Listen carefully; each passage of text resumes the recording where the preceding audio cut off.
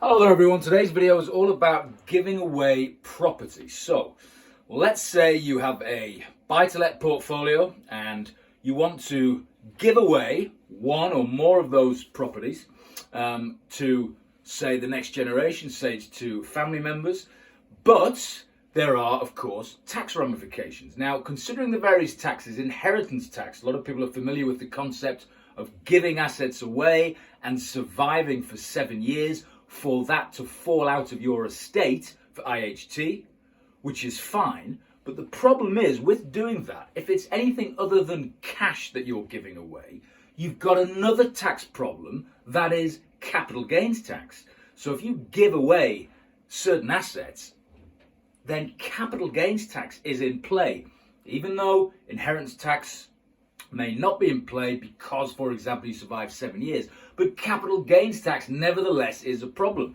And it certainly is on most buy-to-let properties. Now, certain types of property, like furnished holiday lets, that you can claim deferral relief and not have to worry about capital gains tax.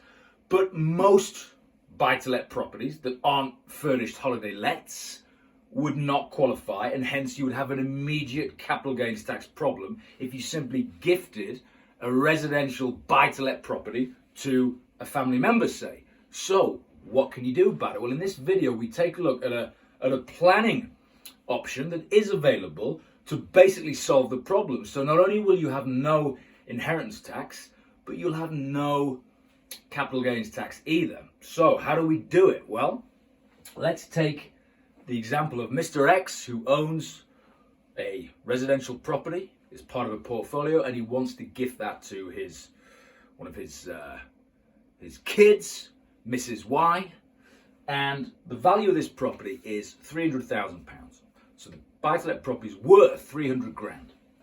It cost Mr. X £100,000, so there is a gain. There is a latent gain until the point at which it's transferred of £200,000. So if he simply gifts that property to his daughter and survives 7 years, yes, it's out of his estate for IHT, but there's an immediate capital gains tax charge. 200 grand, less his annual exemption of 12.5 grand. So what's that? That's, you're left about 188,000 at 28% capital gains tax. So he doesn't want to suffer that. So what he does, he transfers the buy-to-let property into a trust, into what we call a discretionary trust.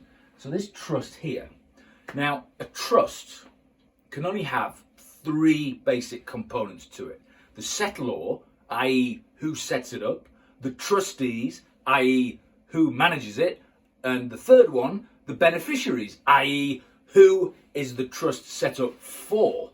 So in this case, Mr. X is the settlor. He settles the property into trust. That's the expression that we use. In other words, he transfers the property across.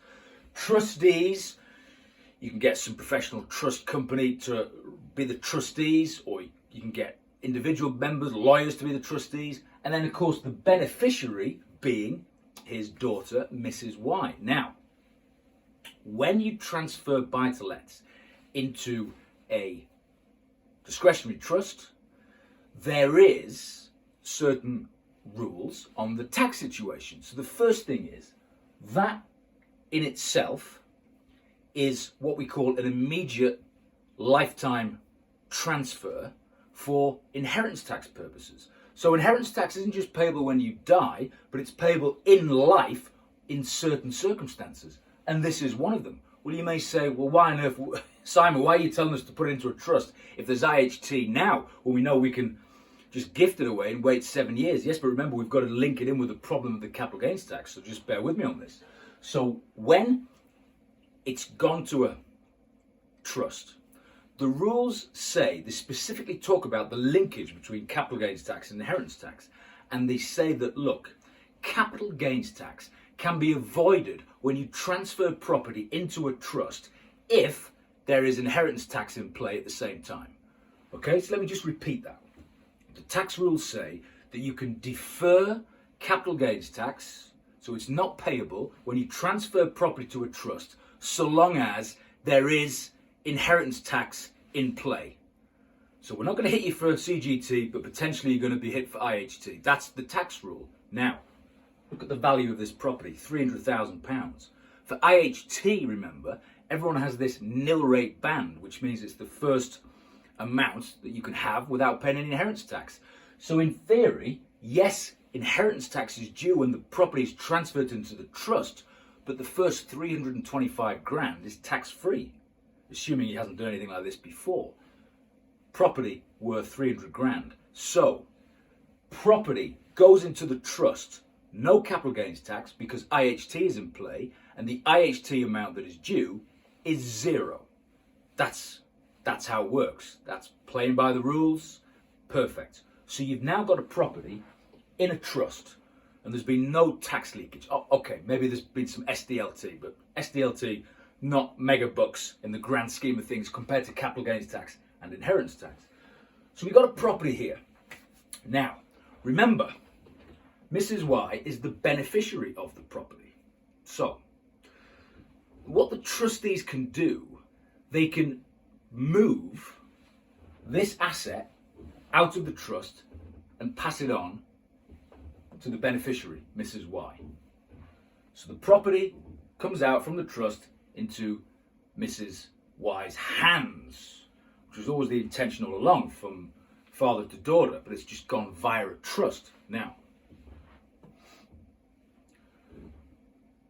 again, what happens is, technically the trustees now, when they transfer the property, they invoke the same piece of legislation that Mr. X did when he transferred it into the trust. The same piece of legislation that says, look, capital gains tax is deferred as long as IHT is in play.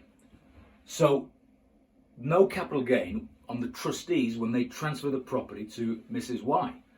But there is some IHT. But the IHT, what we have to do is look back and say, well, this guy's already used up his 300 grand, 325. All right, he's got a 25 grand of headroom, but we have to look at that, and then the trustees will pay any IHT on excess. But thankfully, here's the thing.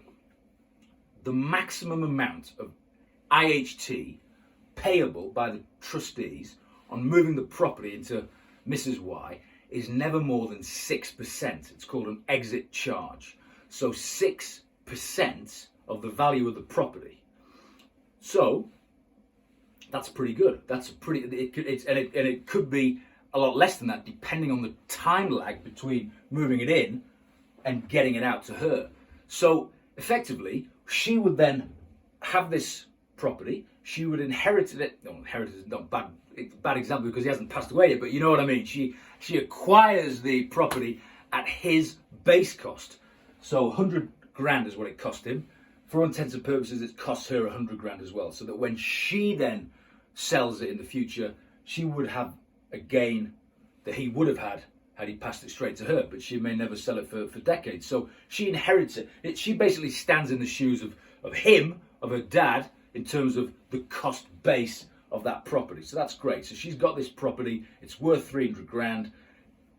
For future capital gains tax, she starts with 100,000 as her base cost. But like I said, she may never sell it for decades. So the capital gains tax problem is kicked down the road for a generation. Now, on the IHT, yes, there's a little bit of leakage when you get it from the trust into her hands. But when you add it all up, so the small IHT leakage on getting from trust to her, plus any stamp duty, is a lot less than the 28% capital gains tax he would have paid had he just gone transfer father to daughter. So doing this via the trust, and yes, you've got trustees' fees and extra accounts and tax returns, but when you crunch the numbers, I would suggest everyone's a lot better off by going through the motions here than him just transferring the property and having to suffer 28% capital gains tax. Because remember, it's not all about inheritance tax, you've got CGT as well.